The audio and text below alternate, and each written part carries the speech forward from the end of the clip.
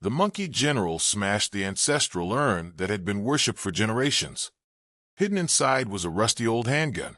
A dying elder monkey revealed a shocking secret. 5,000 years ago, humans were the true rulers of this planet. They were cunning, deceitful, and brutally violent. Even the strongest apes were nothing more than their playthings. Until one day, an ape named Caesar rose up. He led an army of apes against humanity and won a homeland for monkeykind. The old monkey repeatedly warned about the terrifying power of human technology, but the monkey general seemed unwilling to believe in the power of the gun. Meanwhile, a human spacecraft drifted through deep space. The crew was searching for planets suitable for life. On board were many monkeys from Earth. Using genetic engineering, humans had enhanced their intelligence and even taught them how to pilot spacecraft. Whenever a planet similar to Earth was discovered, monkeys were sent ahead to scout it first. This time it was Leo's monkeys' turn to carry out the mission. However, shortly after the capsule launched, they detected a massive electromagnetic storm ahead. Leo used the communicator to calm the monkey and tell it not to be afraid. But only minutes later, communication was suddenly lost, and the capsule immediately drifted off its planned course. Leo became extremely worried and ignored the captain's orders, insisting on rescuing the little monkey himself. As it turned out, refusing advice came at a price. Leo's capsule also ran straight into the electromagnetic storm. A blinding flash erupted ahead, and every system aboard the spacecraft failed. A blinding flash erupted ahead, and every system aboard the spacecraft failed. Accompanied by a deafening roar, the capsule crashed toward the surface and slid into a lake under tremendous momentum. After struggling to crawl out of the cockpit, Leo discovered that the place looked almost identical to Earth. There were forests, rivers, breathable air, and even humans. Before he could fully process it, the primitive humans suddenly began running in panic, as if some terrifying monster was chasing them. With no time to think, Leo joined the fleeing crowd. Soon people began getting attacked one after another. Looking closely, he saw that the attackers were armored gorillas. When Leo woke up again, everyone had become prisoners of the apes. Humans were shoved into cages, without mercy, while the guards constantly cracked their whips. One gorilla, in particular, looked at them with complete contempt. Leo was stunned when he realized the gorilla could actually speak. He immediately tried asking the people behind him for help, only to receive a cold response. The ape army then escorted wagon loads of humans back to their settlement. Once inside, Leo realized it had effectively become a small nation.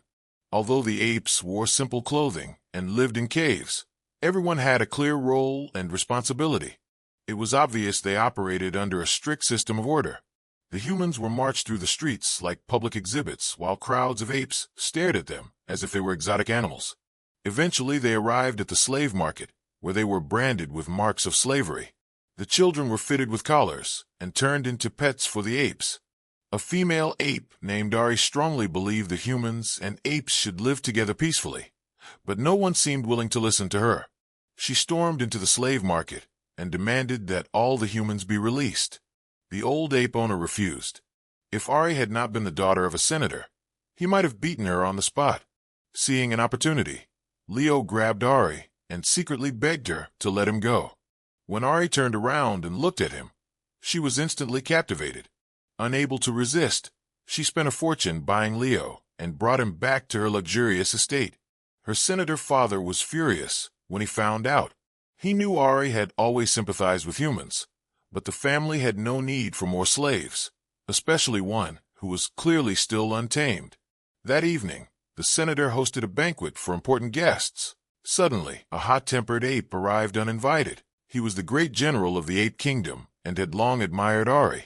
When he learned that Ari had purchased a human slave, he angrily pried open Leo's mouth and claimed it was filled with filthy germs. As someone from an advanced civilization, Leo could not tolerate such humiliation. That very night, he made up his mind to escape. Leo and the human slaves quietly escaped from the prison.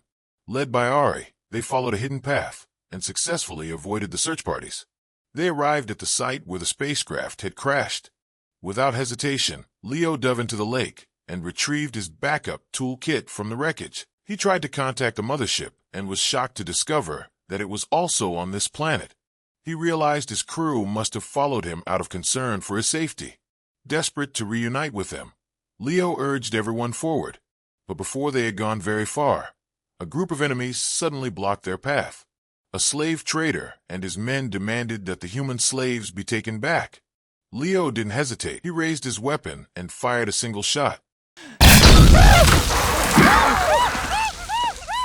The power of the laser gun intimidated everyone, making the rest of the journey much easier. They traveled for a long time until they entered a vast desert. When they reached a strange totem site, several apes refused to go any farther because the area ahead was considered sacred forbidden ground. Leo checked the coordinates again and remained convinced that the mothership was there. However, when they finally reached the destination, they found nothing but a ruined structure. Leo rushed inside searching for his crew and was stunned by how familiar everything looked. When he saw the markings on the walls and the animal cages inside the ship, he froze. This abandoned structure was actually the mothership he had been searching for. Ari gently reminded him that these ruins were thousands of years old, while he himself had only been on the planet for a few days. Then Leo activated a hidden switch, and the sealed door slowly opened, confirming every suspicion. To uncover the truth, Leo powered on the ship's recorder. Moments later, a blurry recording appeared before everyone. It revealed that his crew had also risked crossing the electromagnetic storm to rescue him. Sadly, they had not traveled through the same point in time. The mothership had crashed 5,000 years earlier, when the planet was nothing but a barren wasteland without any life. The crew struggled to survive, but the laboratory apes adapted to the harsh environment much faster than humans. Once they gained superior intelligence, they refused to remain slaves. Led by an ape named Simos, they overthrew human rule completely. From that day on, the apes became the rulers of the planet, while humans were forced to hide in the shadows and struggle to survive. Seeing the truth, Leo was overwhelmed with mixed emotions. Not only had his dream of returning home been shattered, but the events that unfolded 5,000 years earlier left him speechless. As he walked out of the mothership in disappointment, he suddenly saw thousands of humans gathering outside. News of Leo's resistance against the apes had spread across the land, inspiring countless desperate survivors to rally behind him. Leo urged them to leave immediately because unarmed humans stood no chance against the well-equipped ape army. Yet no one backed down. It was clear they had already decided to follow him no matter what. Leo felt completely lost. The advanced technology he had relied on had become nothing more than useless scrap. How could he possibly save these people now? Meanwhile, General Thade confronted the senator and issued an ultimatum. If the senator supported the bill to eliminate humanity, he would guarantee his daughter's safety.